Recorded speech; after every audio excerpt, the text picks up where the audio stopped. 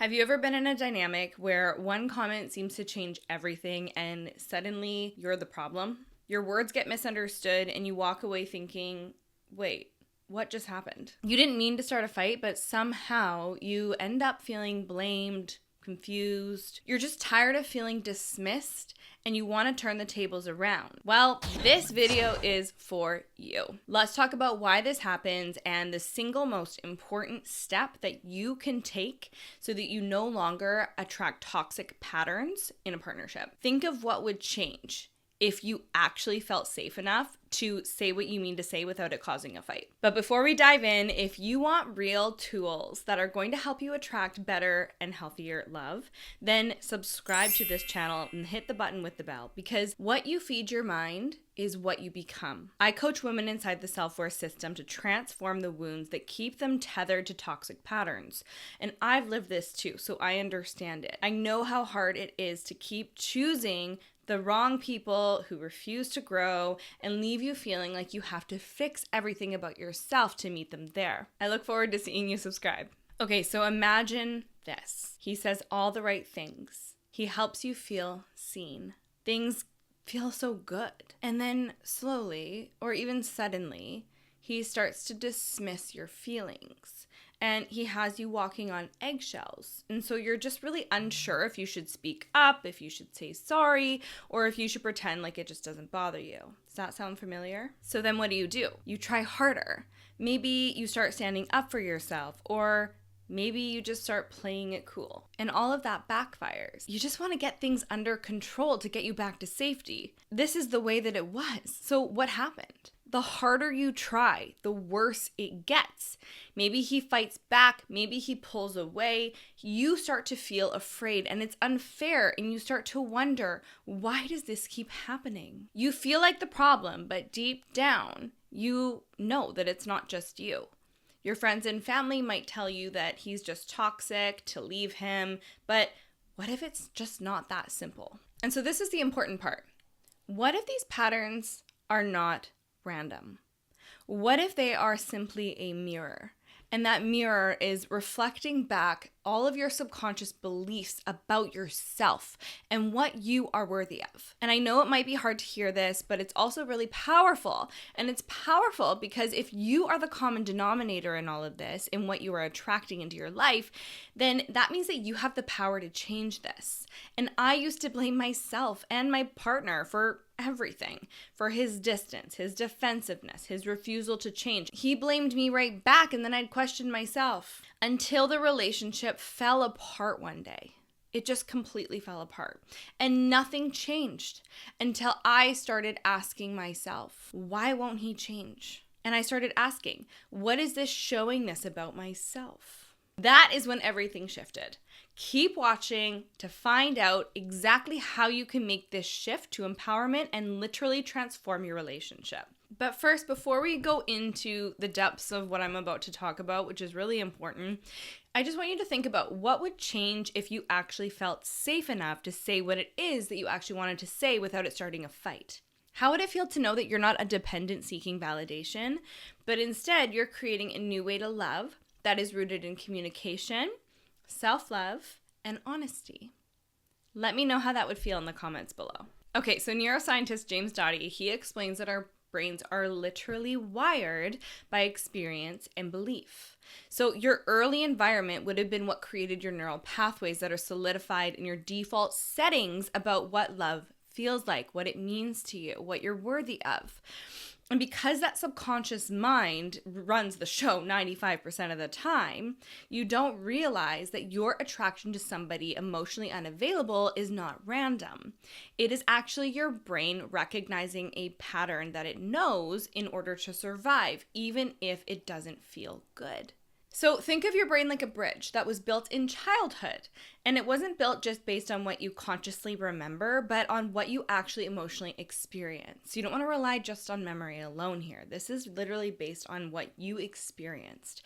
This is why it can feel confusing, because if you don't remember some experiences, then you might think, oh, that didn't happen to me. But Most likely, and this happens with most of us, love might have felt unpredictable. It might have felt chaotic. It might have felt like you were not enough as you are.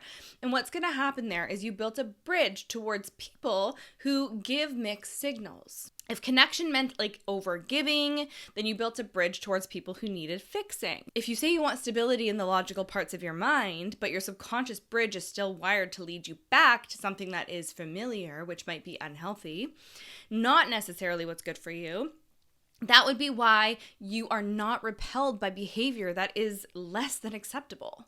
And this is where you can feel stuck because your brain is clinging to what it believes love is supposed to feel like. It's trying to protect you, but it's working with outdated wiring, this old crickety bridge that you might not even remember being developed. But you don't necessarily need to remember the past. You just need to be able to notice the patterns. So there's a version of you that learned to chase love, to make yourself smaller, to walk on eggshells.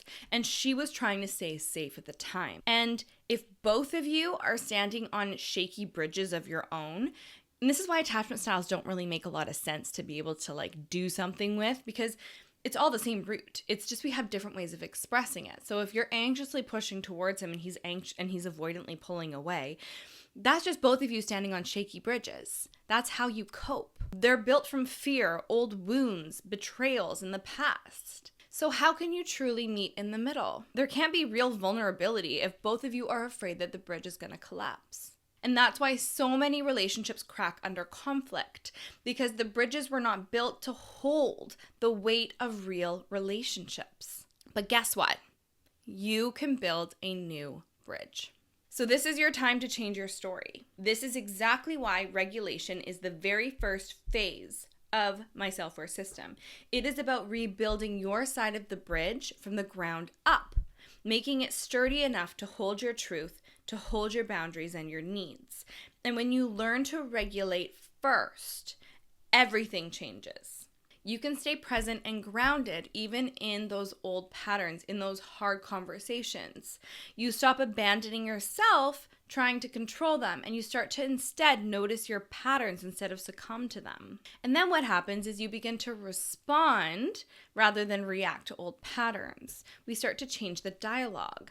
And so this is where we cultivate real safety from within, and safety is where we need to be in order to change. And you can't create safety in someone else if you don't have it in yourself first. And so that's why we need to invite safety in through regulation in our own system in order for them to feel safe too. Because then what will happen? You will become more attractive, more magnetic, because you're able to hold your own. That's phase one, regulate.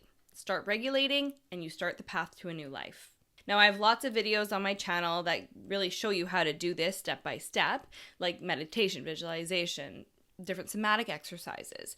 But you master regulation and you start to master your life. And so inside the self-worth system, we transform in 5 phases for a reason in a specific order. First, we regulate because you can't rebuild anything on a shaky foundation. And then we reprogram those past wounds. Then we relate and we learn how to relate to other people. We learn how to communicate in those safe ways. And then we rebuild a new life. And then we reclaim what's ours. It is a step-by-step path to choosing what actually works and honors you. This is what actually transforms relationships, and this is what is going to change your life. Stronger bridge equals better pathways. And when we have better pathways, we attract healthier relationships and we heal those wounds that were once holding us back. And ultimately, that is why I created the self-worth system, to help women who know that they're meant for more stop chasing validation in other people and other people's shaky bridges, and to start building their own from a place of internal strength, self-worth, and real self-love and safety. I work with women who are anxiously attached, they want to break free from these patterns and the fear of being alone, who are done with these old wounds, and they're done with them writing their lives so that they can finally attract and become the kind of partner who loves with authenticity, with accountability, with real intimacy. So here's my question for you.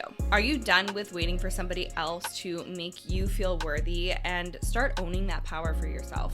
And if the answer is yes, book a call with me below. Click that link, book a discovery call. It is a free 45-minute call, and let's get you set up to self-resource, to magnetize the right love, and to live the life that you were always meant to live. If this resonated, subscribe for more on healing attachment, building self-worth, and transforming your relationships. You deserve real love. So let's make sure that you're ready for it. And be sure to watch more tools to heal in the videos in my channel.